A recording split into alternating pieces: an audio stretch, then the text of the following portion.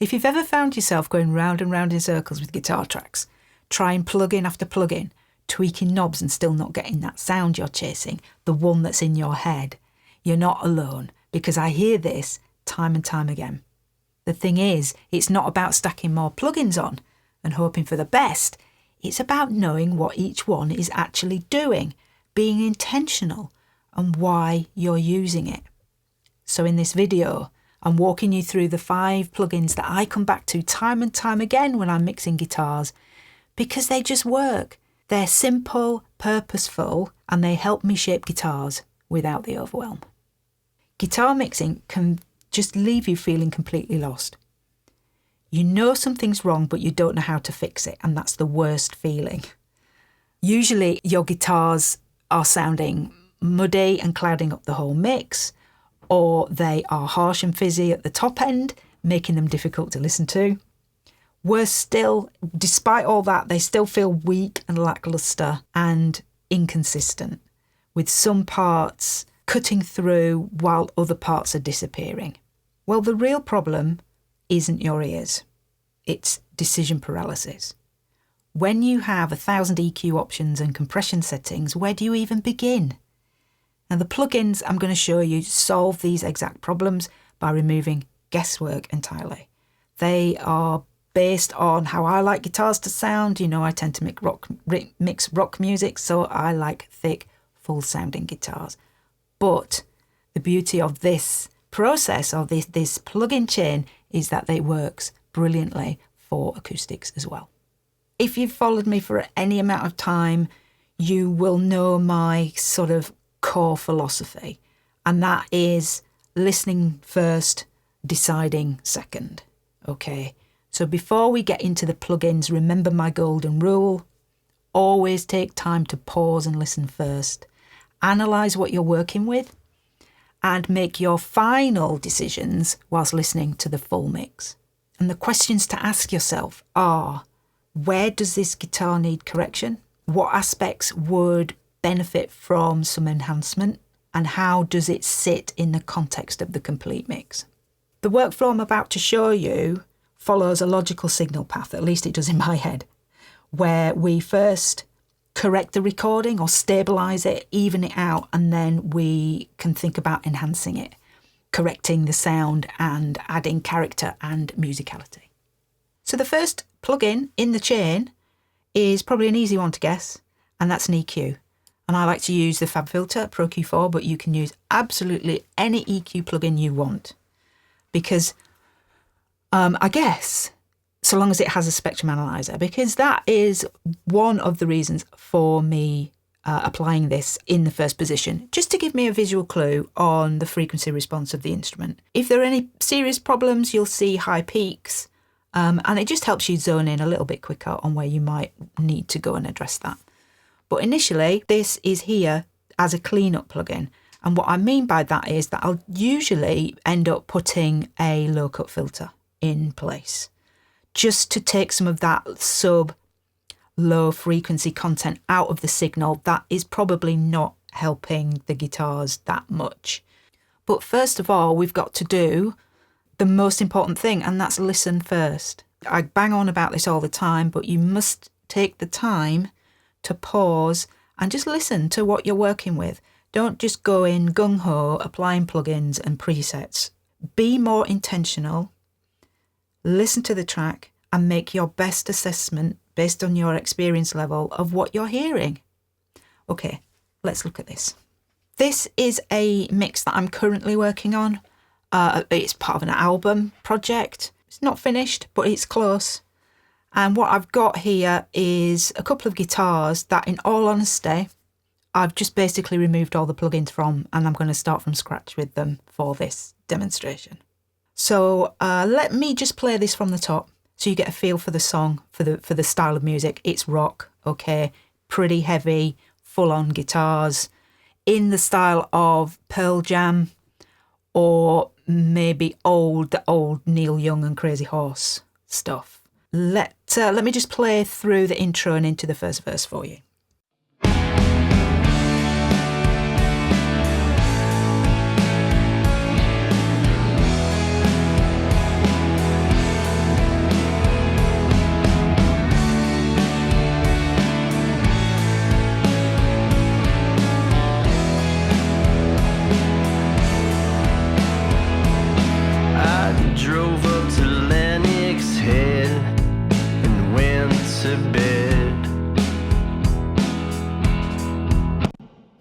Okay, heavy guitars into much more sparser or more sparse verses.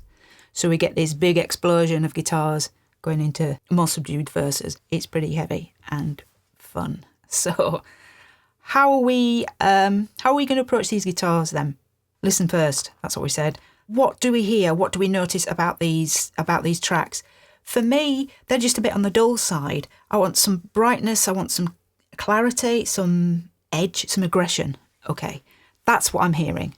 So how do we use these plugins to achieve that? I'm going to start with the right-hand guitar. Let's have a look at what the Spectrum Analyzer is telling us, whether it's showing us any sharp spikes anywhere. And let's have a look at what's going on with the low frequencies as well.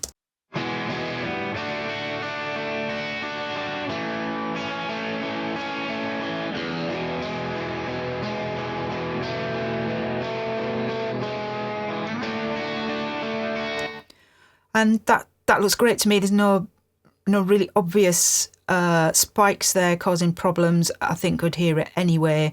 Most of its range is kind of focused, or its emphasis is between sort of 100 hertz and 1K, and then it starts to kind of slowly roll off. And that's great. Did notice a little bit of low stuff down there and might put a low cut filter on. Let's do that.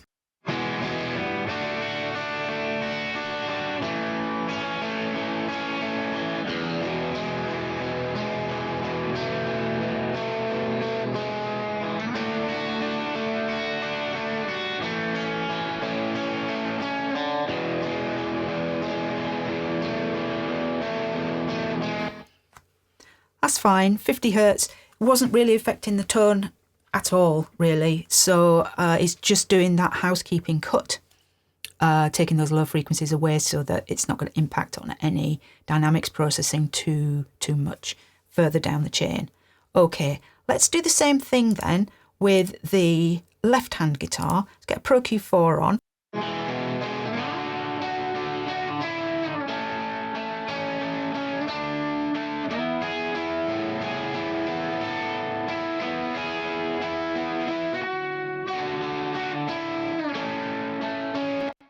Okay, just a gentle low cut, 50 hertz.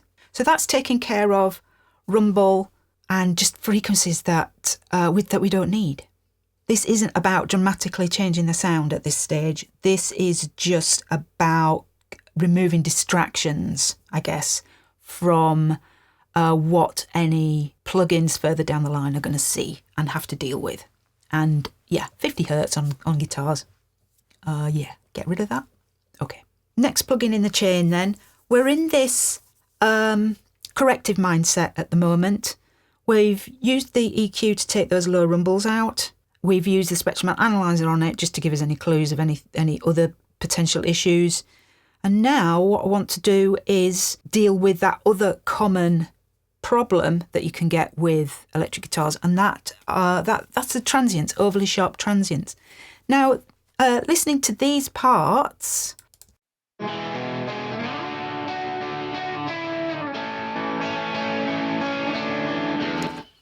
not problematic transients to my ear, okay? Nevertheless, this second plugin is just so complementary and helpful when it comes to guitar mixing, and that is a tape plugin, a tape machine. Any tape machine that you have. I like the soft tube version of their version of the tape machine. I think it simulates 3 different types of machines through these types, A, B, and C. Okay, but this video isn't about these specific plugins. It's about the concept. Okay, so just use what you have. Now this is going to be subtle, but just trust me that it's helping you. All right. What you want to do is just check your tape speed. Go for 15 inches per second, 15 IPS. And just check what your levels are like on the meters of the tape machine. I would avoid having the meters kind of hitting into the red of any tape machine.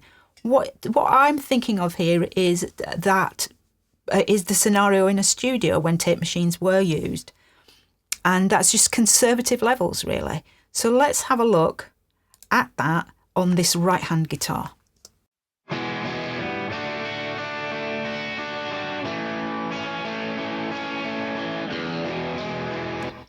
And that looks perfect to me, sort of -10, -7 there on those meters. These meters are probably calibrated to -18 dBs, but I don't overthink that. Just look, I just kind of get used to the meters on each particular plugin to kind of know what looks right.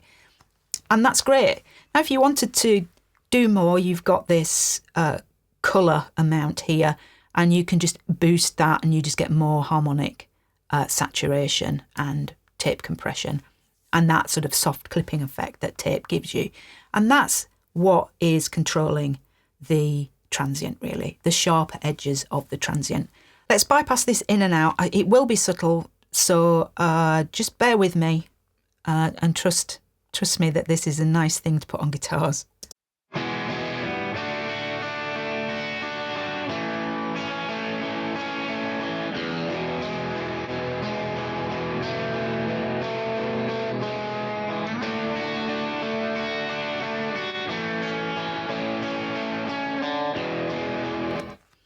It's also adding some high frequency, and that was the goal for these guitar tracks anyway, was to make them more bright. So it's adding high frequencies, but without the harshness. Now, this harshness is less common if you are recording real amps with real mics. But if you're not, if you're using amp simulators, then that harshness can creep in, particularly if you're just learning how to use these things. So this is why I like to use tape. It just solves those harsh frequencies or harsh transients to a certain extent, okay? For me, it's about doing, maybe tackling a problem using more than one plugin, a little bit on each, and you'll see that with the next plugin. So the application of this, listen to the guitar. Does it sound harsh or over-processed? Then consider tape saturation to transform that brittleness into something that's warmer and more musical. The great thing about tape is that it corrects problems whilst it adds, a pleasant tonal character to the signal. So tape is all good. So let's do the same thing with the next guitar, which is the one on the left-hand side, and let's do the same thing.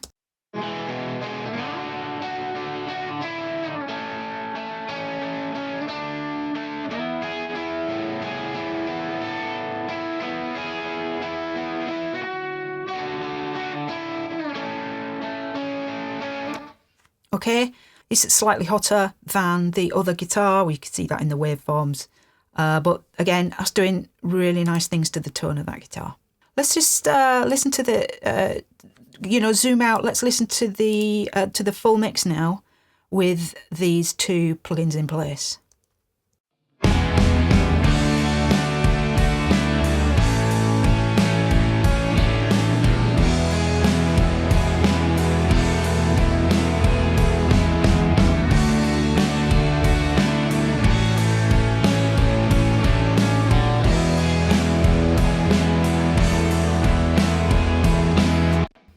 Okay, really subtle stuff, but they're both doing good things. You're not getting into trouble by using these plugins. They're helping you. Where are we at then now? What have we done so far? We've tackled the the rumbly low frequencies that aren't serving us, aren't serving the song. We have got a little bit of gentle saturation, softening saturation going on for the transients of these guitars. So the next sort of problem that we want to tackle is muddiness, the low, mid muddiness that can build up across layers of guitars and layers of instruments. So how do we tackle that? Well, for me, it's using a multiband compressor. Let's get that instantiated. So a multiband compressor, if you're not familiar, is basically an independent compressor on each band, okay? I have 3 bands set up, and this is my sort of default setting for this compressor. The first crossover is at 100 Hertz and the second crossover is at 1K, near enough. And what I do with this plugin is that I leave all of the settings at default. I find that works really well straight out of the box, and it's only very rare occasions where I go in and I might change the attack and release. But just make note, the ratios on each band are at 4:1. They're at sort of a mid-knee setting. The threshold defaults to -18 on this plugin. And the range is at -6, and that's the range here. So 6 decibels of compression. It's capped at that. The reason I use the multiband is because of that automatic control. And what that means is that it's only reducing the low mids, let's say, when it needs to, when the signal is particularly concentrated in that area. And it just creates a smoothing effect, and it stops that low that low mid muddiness just building up across layers and layers of instruments, of keyboards and of guitars. So let's have a look at that in action. Let's listen to that right hand guitar again. I'll just bypass it for a second. Let's just talk about where we're at right now with the tone of that guitar.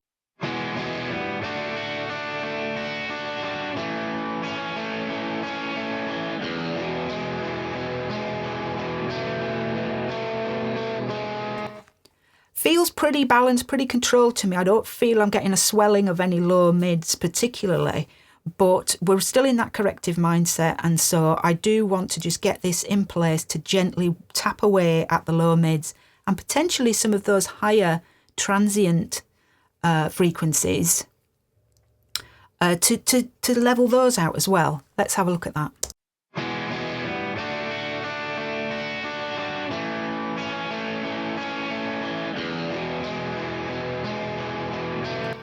And that's exactly what I'm looking for. Just a little bit of gentle movement there, sort of 1 or 2 dBs of gain reduction. Obviously, using our ears to decide whether that sounds right and whether that feels right. Let me just bypass that in and out for you.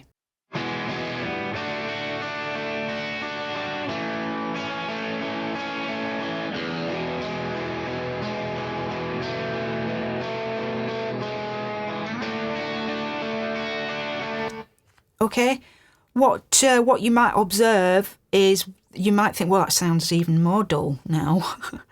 And that's okay, because what I'm enjoying from this is that extra level of control in the high band here from 1K and above on those high frequencies.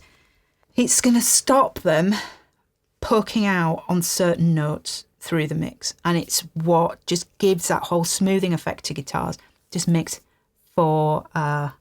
it means you can process them even more heavily after the multiband if you really wanted to, because you've not got anything spiky sticking out or any swelling in the lower mids. It's just nicely smoothed out, and, I guess it may not sound as appealing now, but we're going to move on to that and fix that with the next plugin. So let's do the same thing on the left-hand guitar. I'll bypass that and bring that in. Again, it's all on the default settings.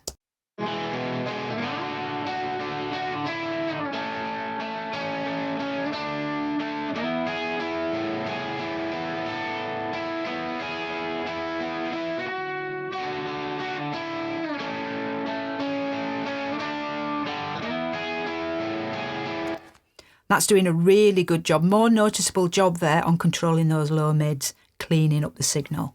Doing the same thing again on the highs, just to control those peaks, those transient peaks. Let's listen to this all in the mix again, see where we're at.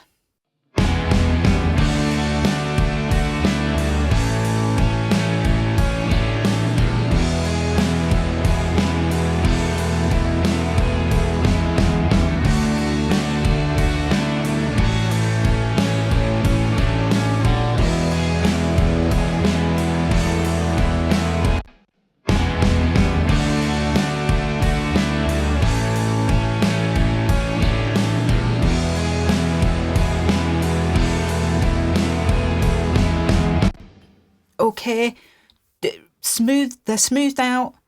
They don't feel quite as cloudy to me. They feel more distinct in the mix. So far, even though it may feel that what we've done here is quite subtle, it's all building up to giving us a more stable guitar sound, and particularly these heavy guitars. I really want them to rock and I really want them to hit. So this is all going towards being able to do that. What you can do is, and what I do often, is adjust the threshold to change the amount of gain reduction that's happening here in that low mid band. What I will also do as well is go to the upper band, and do the same thing. If I feel as though it's working too hard and dulling the signal down too much, just change the threshold so it's not working quite so hard. It's just little moves that all add up to give you this more transparent feel, yet controlled. Let's just check these two guitars in solo together as a group.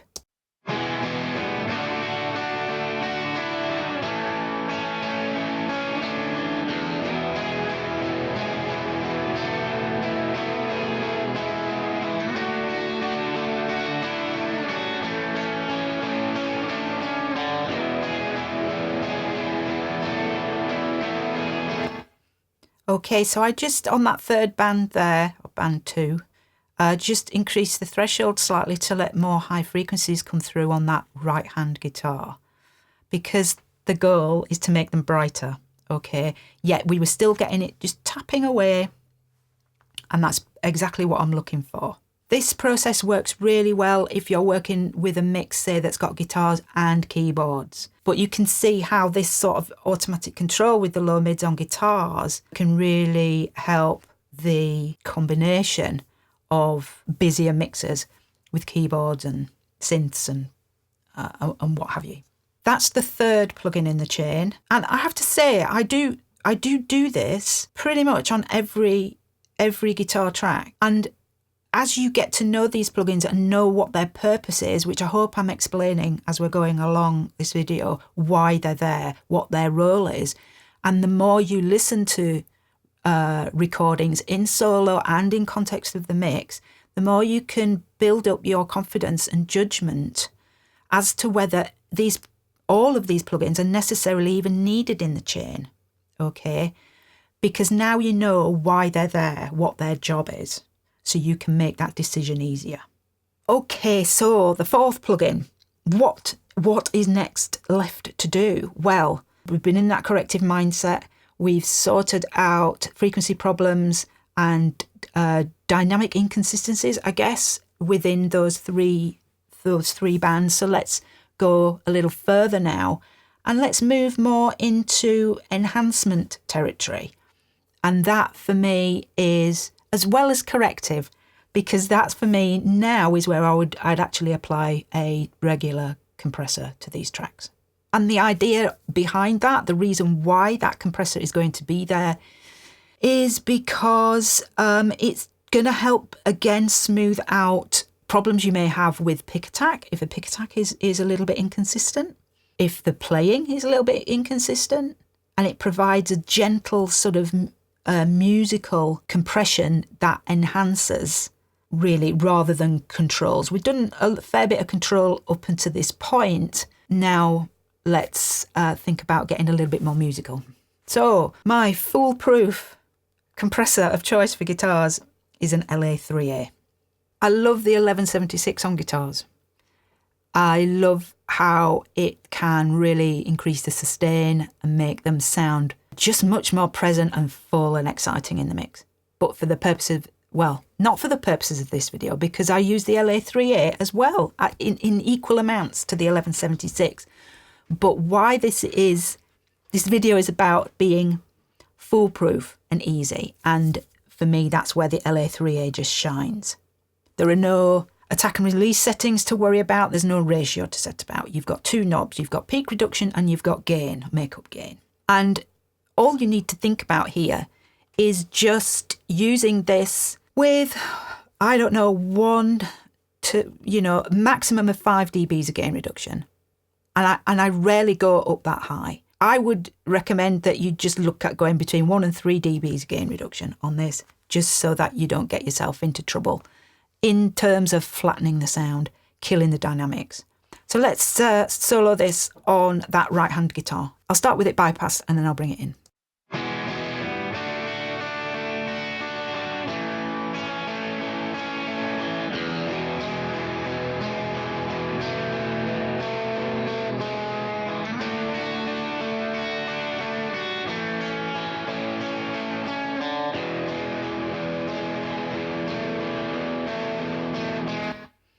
Okay, just needed to increase the peak reduction a little bit. Wasn't registering much on the meter, so I just wanted to get a little bit of action there at sort of 1 dB gain reduction.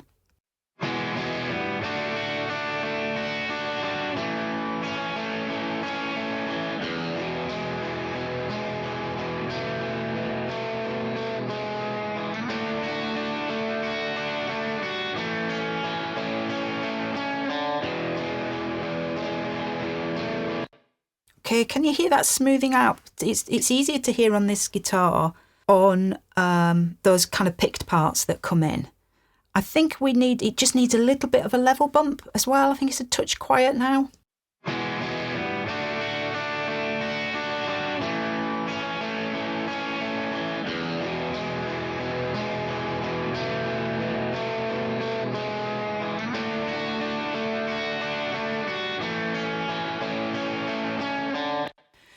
It's interesting, without the compression in place, those picked parts, you can hear the dynamic difference. You can hear the picked parts just poke through a little bit easier or clearer.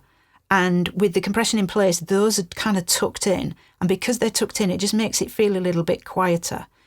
Also, because they're tucked in, it sort of means the body is kind of louder in the perception of the tone of the instrument as well.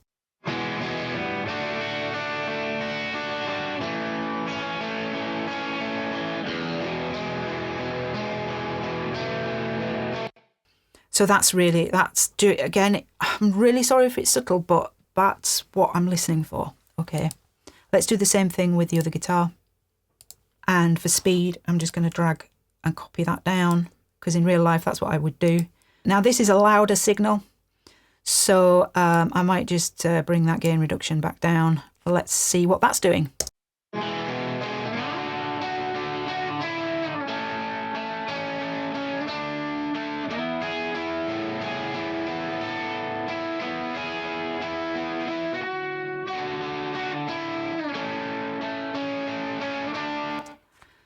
That's doing a really nice thing to that left-hand guitar. It just feels much more sort of, it's got a warmth, a thickness. It's working really well. The two of them soloed together then sound like this.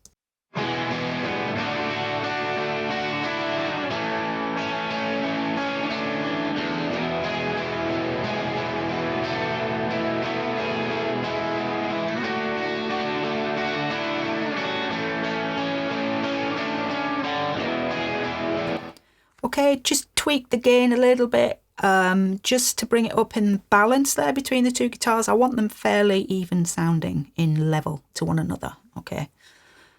And then in the mix, let's go back, check whether it's all still working in the mix.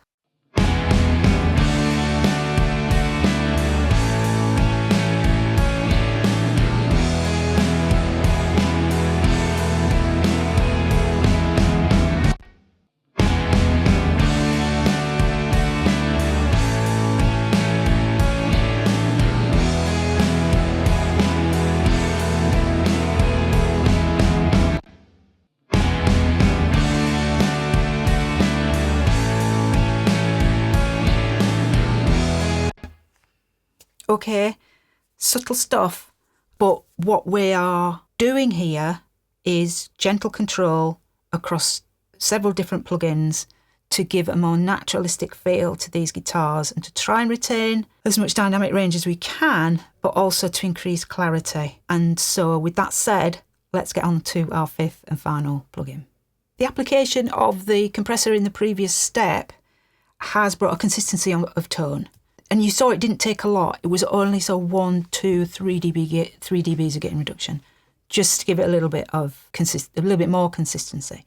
Those are kind of heavy distorted guitars, so they are, by the very nature of distortion, compressed already. So I don't really want to do much more than that. So with that sort of tone consistency now that we've got from all these plugins layered up, we'll move further into the land of enhancement. And now this is where I will pull out a character EQ to do the final moves, really, to get the guitars to sound really great in the mix. Any EQ boosts that we do here now aren't fighting against any inconsistent sonic problems because we've addressed all that. And I've explained that as we've gone through all the plugins. And so what remains to do now is to just take another thoughtful, intentional listen to these guitars to see which direction we need to take them with EQ. When it comes to guitar EQ, there are a couple, well, probably 3 different EQ models that I like to use. And when I'm working in a mix where there are lots of different guitar parts, layered guitar parts, I will intentionally choose different EQs for different guitar parts so that they just sound different. All EQs have got their own unique set of curves and frequency points, so I like to mix them up across guitar parts to create that separation. But let's talk about just 2 of them today. The 2 EQ choices that I would recommend are the Helios console emulations or modelled EQ plugins, and then the Neve, the good old Neve. And the reason for that is that you've got 2 different flavours there. Neve, you may already be aware that it's known for its warmth, its natural sounding boosts, because the curves on them are so sort of broad. If you potentially want to thicken up the sound a little bit, give it a little bit more sort of warmth. And then you've got on the opposite end of the scale is the Helios or the Waves HLS or the Type 69 from UAD. They're the 2 that I generally choose between. And that particular console is more mid-forward. It's a bit more focused. I guess you could say it's a bit more aggressive sounding than the Neve. The Neve is nice and kind of natural and warm and smooth sounding, whereas the Helios is a little bit more forward, a little bit more aggressive. So let's have a look at that. There are 2 1073s that I recommend for guitars. One is the UAD. The second is the Sheps 73. Shep 73 is can be a bit kind of more gritty, gnarly sounding. The nice thing about using these these modelled plugins, the added bonus of getting the harmonic saturation from the preamp section. So that's why I love to use them. It just adds to that 3D character, I think. Again, subtle, but nice. For this, I am going to listen in the mix. I want to add a bit more bite and a bit more forwardness, I guess, to this right-hand guitar. So let's listen to it in the mix. And first of all, I'm going to do that. I'm just going to try with the 12K shelf, just to see if I can bring that edge out in the guitar a little bit more.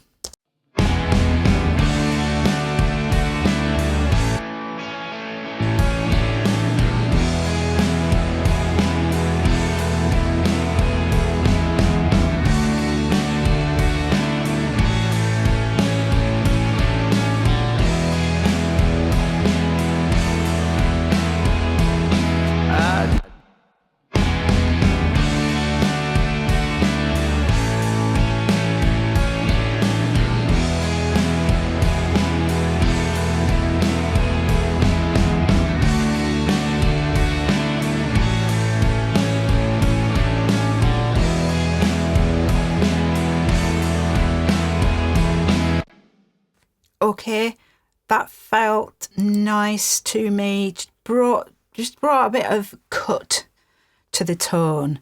In solo,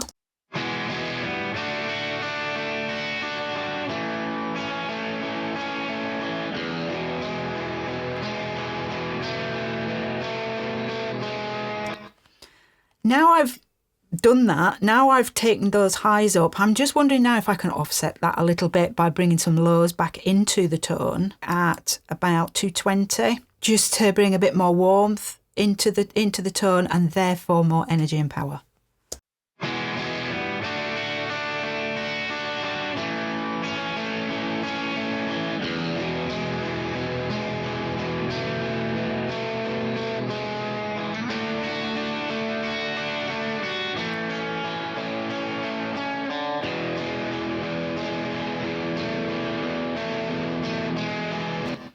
And we can do this safely because we've controlled the highs, the high highs with the transient stuff we did earlier.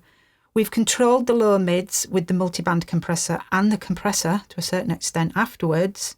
So now this is why we can boost with confidence, knowing that we're not going to get this kind of uneven notes popping out and pick attack happening at us in this uncontrolled way.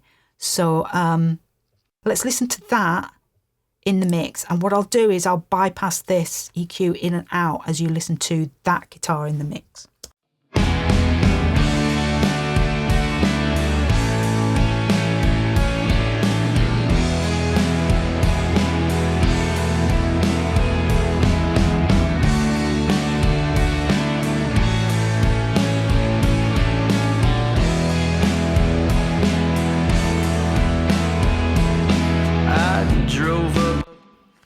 Okay, I hope you heard that. It sounded really good here. I'm tempted to go a little bit warmer with it.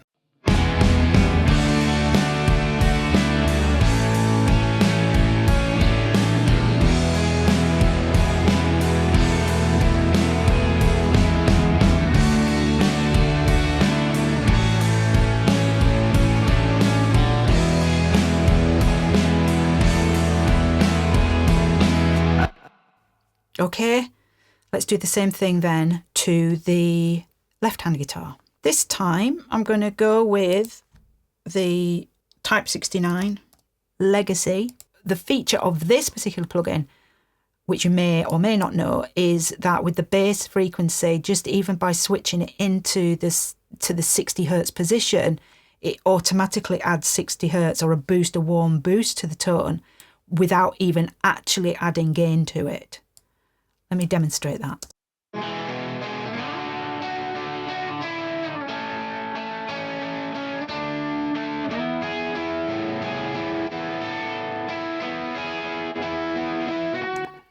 And I love that. I love that feature. So I'm going to use that. So what are we hearing now? Obviously, it's a warmer tone.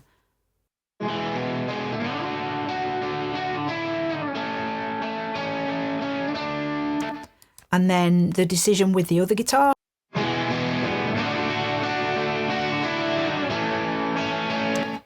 It needs more cut, doesn't it, on the right-hand side?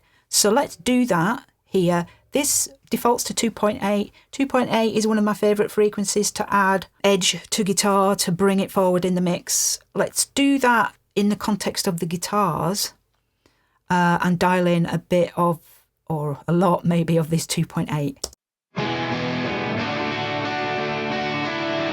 Remember, you're listening to the left-hand side.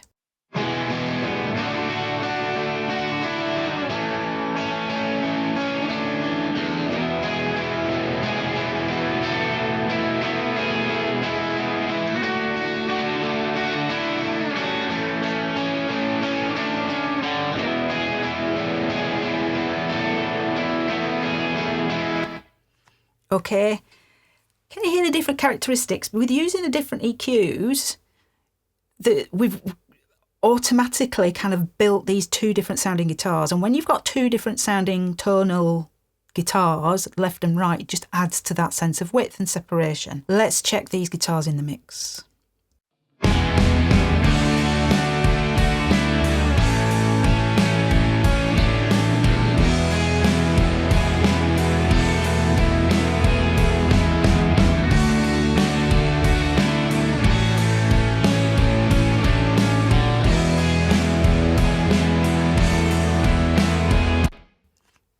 Okay, I think they sound really good.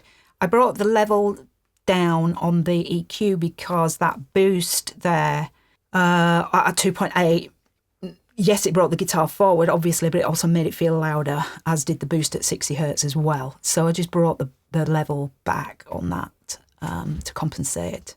So this is that intro then with all these plugins in place.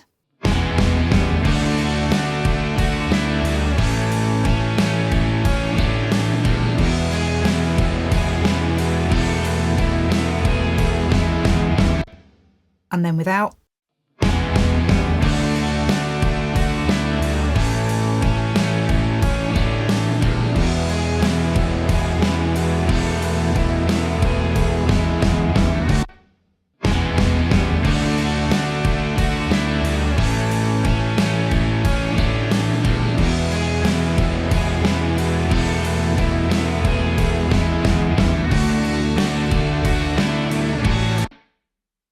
okay. Hope you heard that. I hope that made sense to you. Having a clear reason for using any plugin is so important, and I hope that I've made that process clearer for you when it comes to EQing guitars. Yes, I've used this electric guitars today to demonstrate that to you in a pretty heavy rock song, but I would go through this same process when processing acoustic guitars as well. So, in summary, plugin number 1 is a EQ plugin, and the purpose of that is for visual analysis and for some signal cleanup. Plugin number 2 is a tape machine, and that's there to correct harshness, control transients, and possibly get on top of some digital artifacts that may be apparent from a guitar amp sim. Plugin number 3 then was the multiband compressor. So we're still in correction mode here, and that is getting on top of any frequency build-up in the low mids and doing it automatically. So it's not like a static EQ where it's permanently cut and sounding thin. This is just reacting to where it needs to. The 4th plugin is a compressor. This is now in sort of context of the mix, really, helping it sit in with the rest of the instrumentation, build up a little bit of body, do even further control on the highs if they need it, but it's just there really to correct any dynamic inconsistencies. And by using character compressors, you're building in some of that analog character that is so familiar in all the records we've listened to for decades. The same can be said then for the last plugin, which is a character EQ. Again, going back to what the signal now sounds like and choosing an EQ to take it in the direction that you feel it needs to go. The 2 I suggested, the Neve being for a warmer character and the Helios for something that's a bit more mid-forward and aggressive, you can't really go wrong because you're boosting a signal that's already been corrected both dynamically and sonically. And then we've got that advantage of being pretty much decision-free with these plugins. We've got limited controls, fewer knobs, meaning we've got fewer ways to mess things up. They have an element of musical character built into them through the modelling of the plugins, and each one of those is bringing something positive to the recordings. And then the process is a logical flow, at least I think so, where each step builds on the last to give us something that's controlled and repeatable. And also I think these plugins are pretty forgiving. It's hard to overdo any of these effects, I think. If you follow what I've outlined today, you're not going to back yourself into corners or dig deep holes and fall into them, never to be seen again. I think that's why I use them. I don't have to think too much when I use them. It's just about what I'm hearing and small moves. So you can't really go wrong. Remember, we've kind of used solo a bit today, but always come back to the context of the mix. And I think I showed you how to do that during the demonstration. So I hope you found this useful. The workflow, I feel, eliminates the guesswork, or at least 90% of it anyway, because you're choosing from a smaller pool of parameters. By following the order, the logical signal path, I think you find it easier to remember as well, and then apply it to every mix going forward. And you'll get that guitar sound, hopefully a professional guitar sound, that you find will just sit brilliantly in the mix. So I'd love to know what you think of this process, and I'd love to know if you try it and whether you like it. So come back to the comments and let me know. Also, let me know what your biggest mixing challenge is, or your guitar mixing challenge is. Drop that in the comments as well. And if this workflow helped clarify your guitar mixing process, give it a thumbs up. It always helps. And then subscribe for more decision-free mixing tips. If this simplified approach to electric guitars clicked for you, you're going to love my video on compressing acoustic guitars. It follows the exact same less is more philosophy, setting up compression that gives you natural musical results without overthinking. There are no complex attack and release settings, no second guessing, just controlled acoustic guitars that sit perfectly in your mix.